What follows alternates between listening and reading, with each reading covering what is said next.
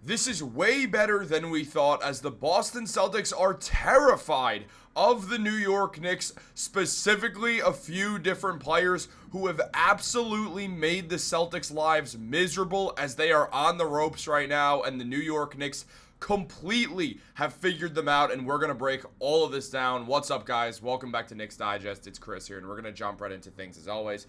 Guys, if you're part of that 67% that's not subscribed to Knicks Digest, make sure to subscribe for all the great New York Knicks content every single day. You do not want to miss out on all the good videos we have coming and all the ones we already have up.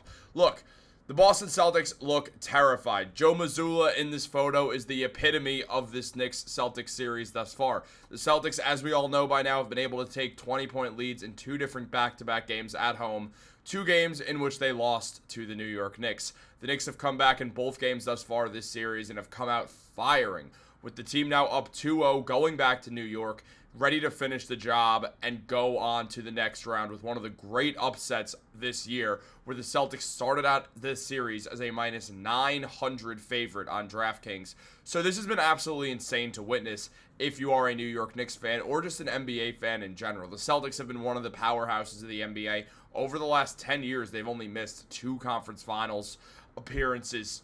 So they're 8 for 10 right now. The roster has changed a lot in that time. We've seen Isaiah Thomas and Avery Bradley and Al Horford get it done, and now we're seeing the older Al Horford still there with the new regime of Jason Tatum and Jalen Brown and the rotating casts that they've had when they've made the conference finals most years of their NBA careers.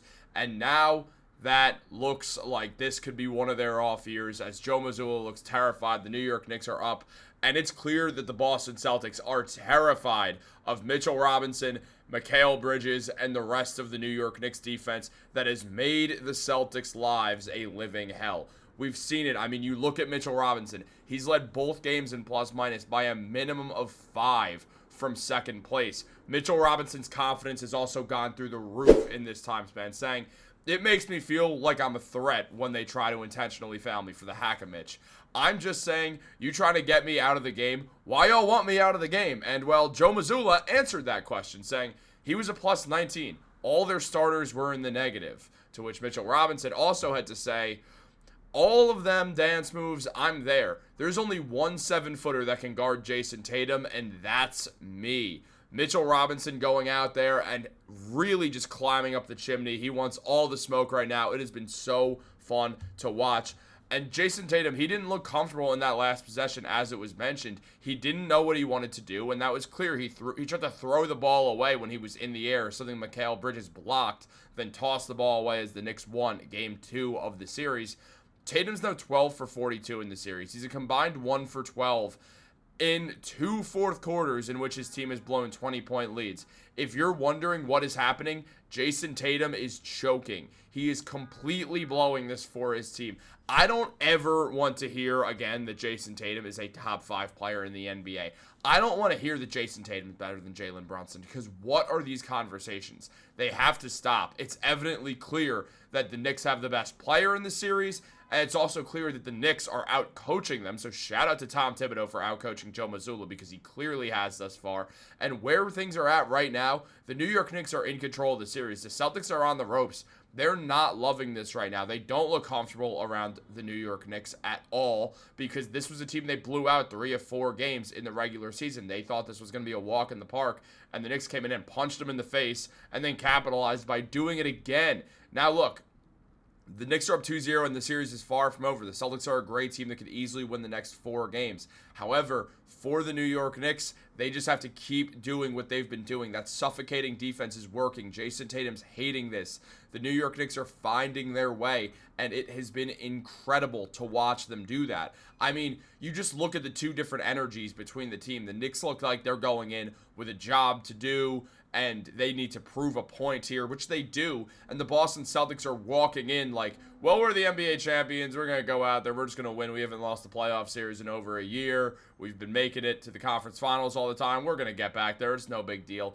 Now things look different. The Celtics last night for the first time looked nervous. Even against the Knicks in Game 1 when they lost, they kind of had this, whatever, we'll get them the next 4 games. It's fine. This game, at the end of it, they looked genuinely shaken up. And I mean, Jason Tatum had a wide open corner three that he did not make.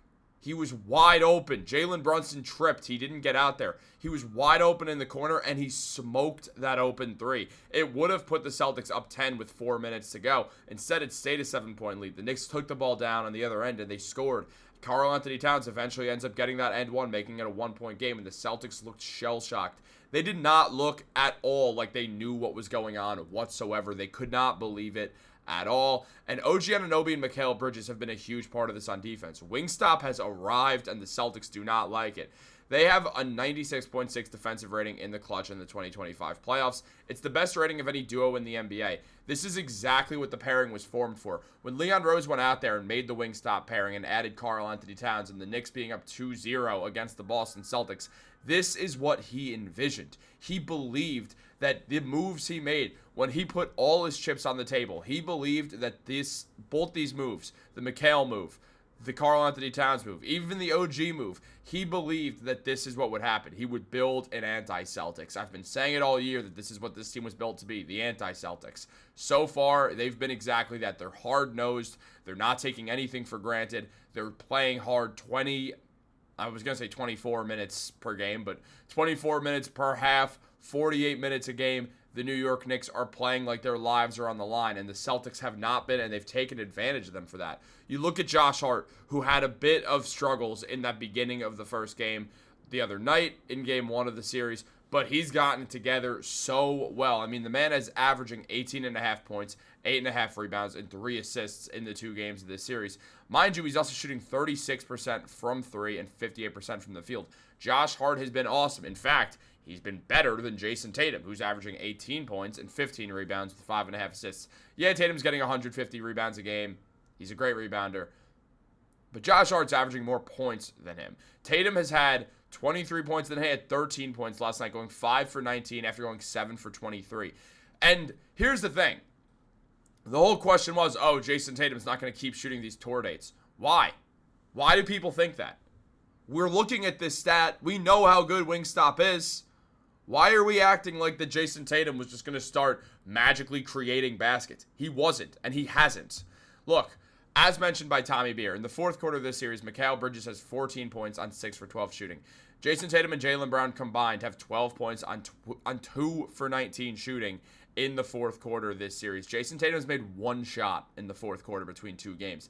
That is why they're losing. 20-point lead or not, the Knicks are fighting back, and Jason Tatum's not fighting at all. I mean, you look, also as Beer mentioned, Jalen Brunson has 20 points on 6 for 11 shooting, also 4 for 7 on threes in the fourth quarter of this series. Jason Tatum and Jalen Brown and Derek White combined have 17 points on 3 for 28 shooting, 1 for 15 on threes.